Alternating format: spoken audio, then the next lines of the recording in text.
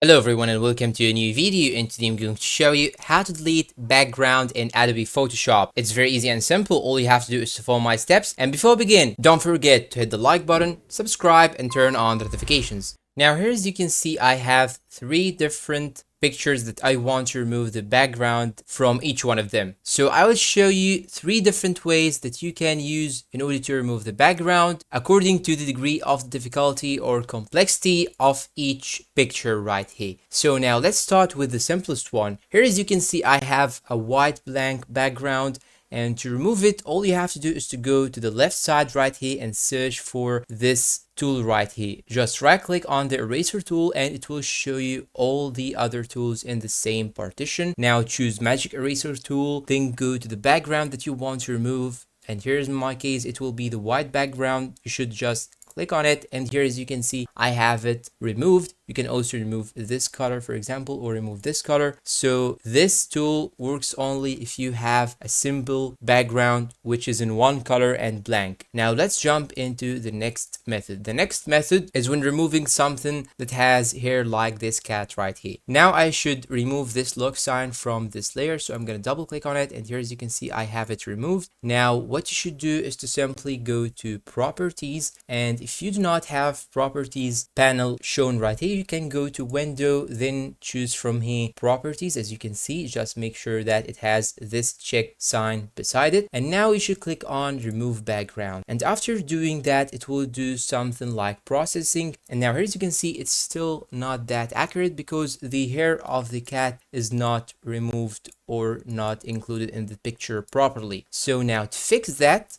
should go to select right here, then click on select and mask, and now here, as you can see, I have the picture like this. And now make sure that you have the transparency on 100% so that you cannot see the background. And now here you should make sure that you have this option selected, and here you have these two options, the plus sign and the minus sign. When you click on the minus sign, it will remove anything from the picture, as you can see, like so. And when you click on the plus sign, it will include all the things that you haven't included in the picture. So I'm gonna use this one right here, and now here, as you can see, I can increase its size or decrease its size by clicking on the Alt plus sliding with my mouse to the left in order to increase its size, or to the right in order to decrease its size or diameter, or you can simply use the size from here and decrease the size as you want. And now I will do some adjustments. I'm gonna choose the quick selection tool, then I'm gonna click on the minus,